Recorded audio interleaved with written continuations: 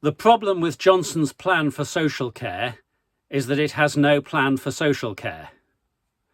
My name is Mike Cashman. If you find these videos interesting or useful, please subscribe to the channel, add your comments, invite me to speak.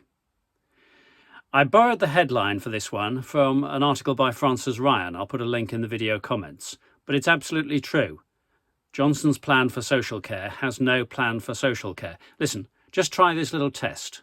Describe to me what is in that plan without talking about money. So I'm not asking about what it costs. I'm asking about what it will achieve. The detail on that is extremely scanty. Johnson has used the fact that he came to Downing Street saying that he had a plan to fix social care, and that could have been very interesting if that was introduced in 2019, before the pandemic. What he's now introduced is a tax rise. The Tories have got away with some presentation of that, which is extremely misleading, because you find that everybody now is talking about a rise of 1.25% in national insurance. It's not a rise of 1.25%.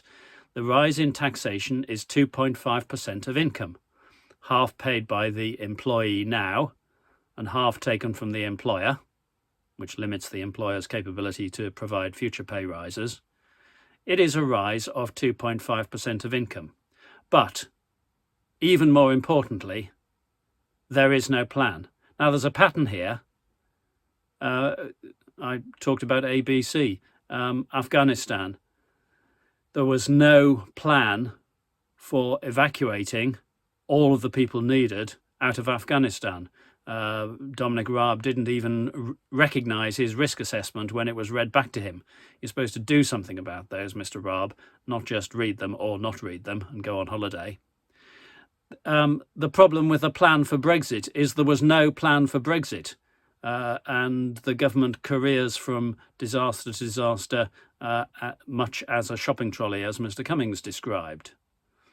The problem with the plan for COVID in 2020 is that there was no plan for COVID in 2020. And again, the government careered from disaster to disaster. Schools going back, no tests available, we're going to have Christmas, no, we're not going to have Christmas, the schools are safe, back to school, no, away from school.